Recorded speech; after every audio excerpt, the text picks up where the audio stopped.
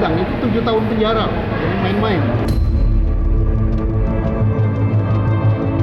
Saya menduga orang-orang yang buat kesaksian seperti ini, jangan-jangan dia pelakunya, itu dugaan ya.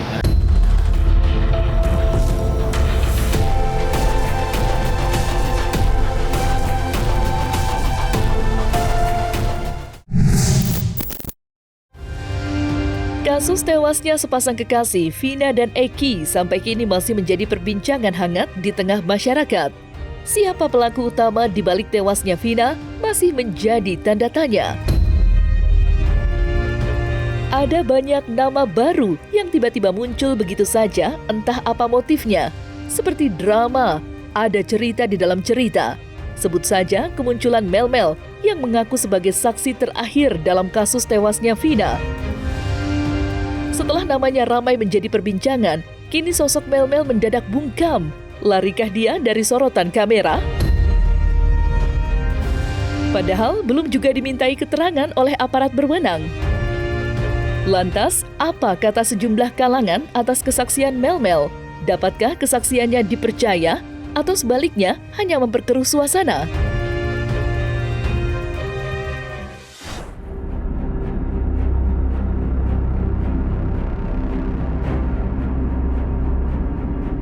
Ya kan yang jelaskan kan siapa namanya tadi ngomong gitu tadi, Yudi.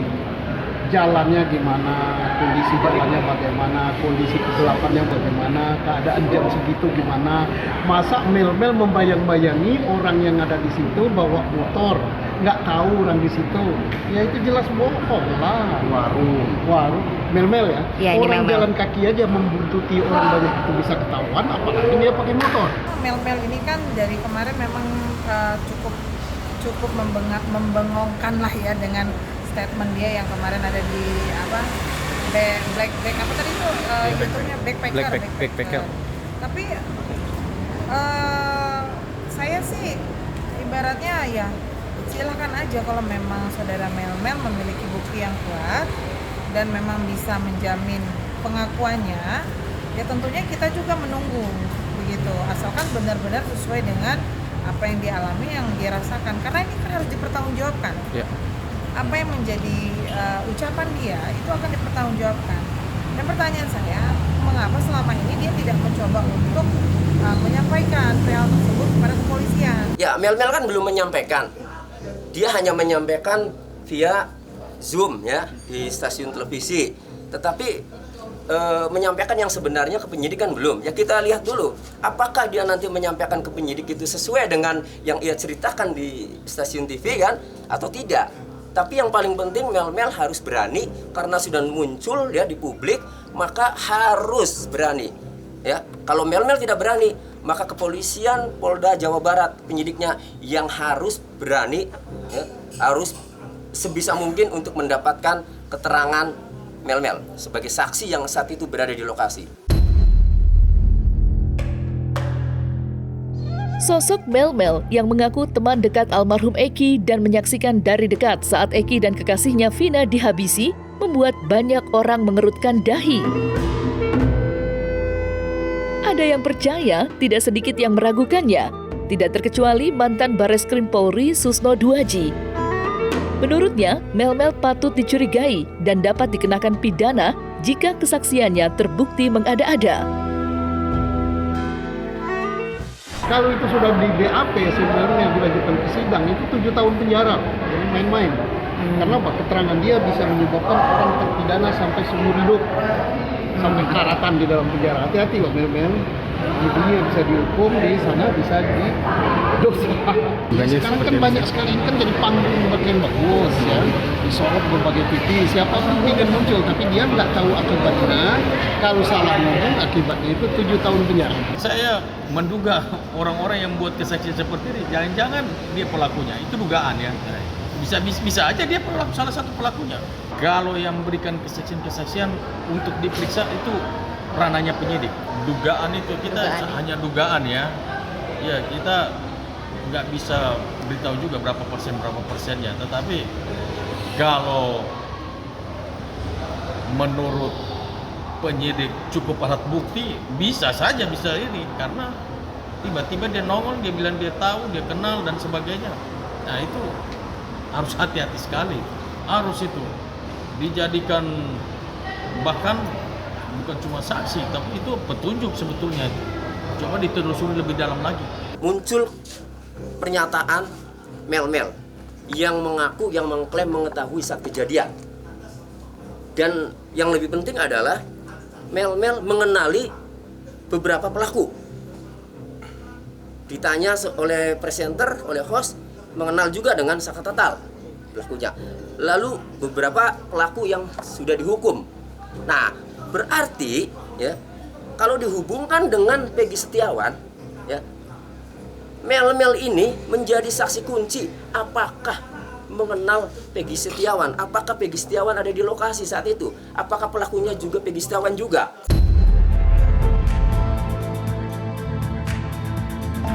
Dalam kasus tewasnya Vina, tidak hanya Mel-Mel yang namanya ramai menjadi perbincangan. Sosok Peggy Setiawan yang diduga menjadi pelaku utama tidak luput menjadi sorotan. Dan yang mengejutkan, Peggy banjir dukungan dari sejumlah kalangan. Tidak kurang 68 pengacara siap membebaskan Peggy Setiawan melalui pra-peradilan.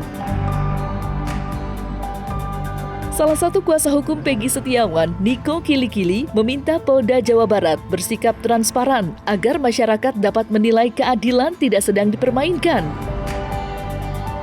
Lantas, seberapa besar peluang Peggy Setiawan dapat bebas dari penjara? Kami juga akan ke sana untuk mengajukan penangguhan penahanan terhadap Peggy Setiawan. Dan kami berharap besok kami tidak dipersulit oleh teman-teman polisi yang ada di Polda Jabar, biar kami bisa bertemu langsung dengan klien kami. Karena janganlah seperti tadi Pak Susno bilang, bahwa jangan kami dipisahkan, dijauhkan dari klien kami gitu. Jangan dipersulit untuk kami bertemu, karena kami butuh masukan-masukan. Kami juga butuh bertanya kepada dia sehingga bisa menjadikan pegangan kami di pra-peradilan nanti. Tinggal buktikan dia pelaku apa bukan. Nah, untuk buktikan dia pelaku apa bukan saksi lagi. Yaitu yang dikatakan Polri adalah scientific crime investigation. Adakah sidik jarinya, adakah CCTV-nya, adakah hasil laboratnya, adakah di HP ini. Jadi kalau itu semua nggak ada, ya udah dibebaskan. Saya yakin polisi itu pinter, penyidik dia. Ya, pasti akan dibebaskan. Bukan bisa, harus.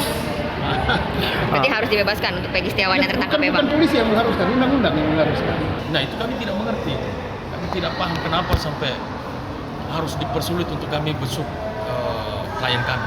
Karena sampai saat ini kan masyarakat masih penasaran kondisi Peggy seperti apa, situasinya bagaimana, dia sehat-sehat atau seperti apa, kan masyarakat sedang bertanya-tanya ini ya. Kita berharap, saya yakinlah adik-adik saya Polri sekarang lebih pintar dari saya ya. Mereka tidak terkonsentrasi lagi cari EG, kan sudah ada EG sekarang. Tinggal membuktikan EG yang sekarang ini pelaku atau bukan. Kalau pelaku lanjut penyidikan, kalau bukan pelaku dibebaskan. Daripada banyak mengumpulkan EG nanti di Jawa Barat EG bisa 100, bisa 1000. Kalau masukan saya, tolong direview kembali. Polisi mulai lagi dari awal, dia sehingga jangan klien kami dirugikan, begitu. Karena bukti-bukti, kemudian alibi dan juga saksi-saksi itu sudah jelas menunjukkan bahwa banyak petunjuk yang menunjukkan bahwa klien kami tidak bersalah, dan harusnya ya kami minta sih kalau bisa kasus ini di SP3 dan klien kami dibebaskan. Yang sekarang sudah berhasil menemukan Peggy ya, tinggal menentukan Peggy Setiawan ini bersalah apa tidak, itu saja. Persoalannya nggak terlalu banyak. Ini pun juga harus jelas kalau memang dia bukan pelakunya, ya lakukan upaya hukum, kan bisa dilakukan pra peradilan atau nanti harus berjuang lah bahwa dia memang bukan pelakunya. Lakukan upaya hukum, lakukan pembelaan, ya, tapi berdasarkan fakta, ya, fakta yang konkret dan jelas.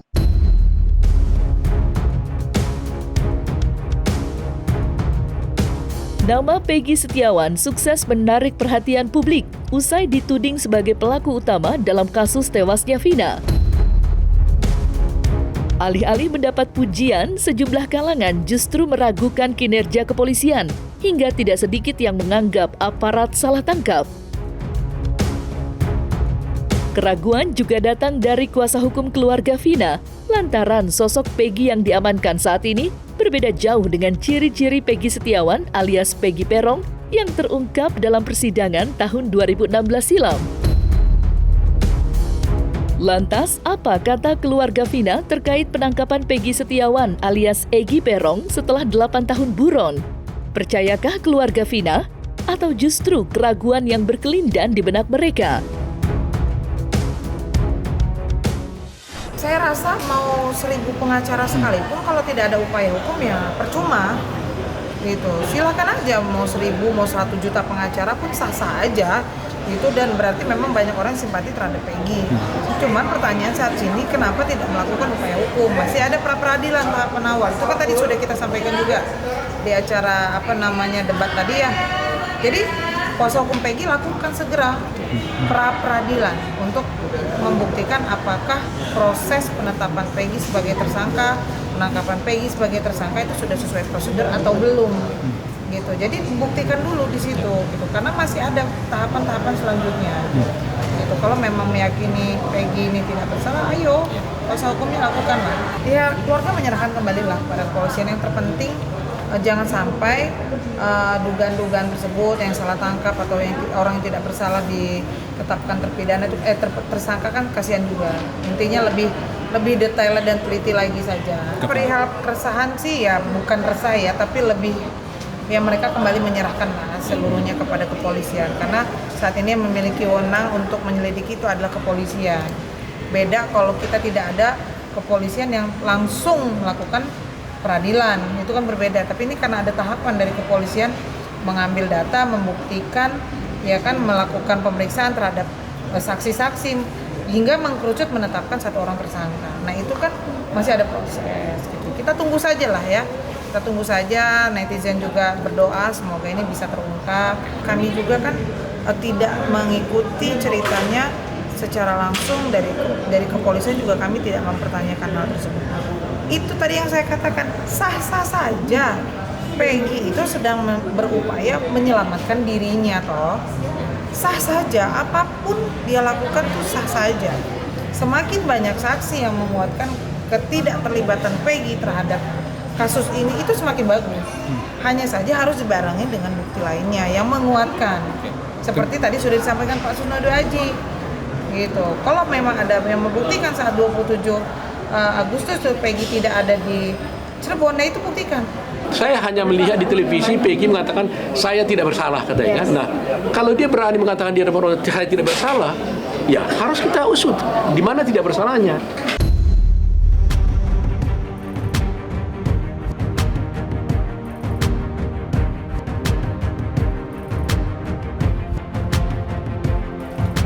Nah, selesai sudah Cumi Lovers, saksikan terus Cumi Camp In-Depth, kabar lengkap, mendalam, dan akurat dari narasumber terpercaya.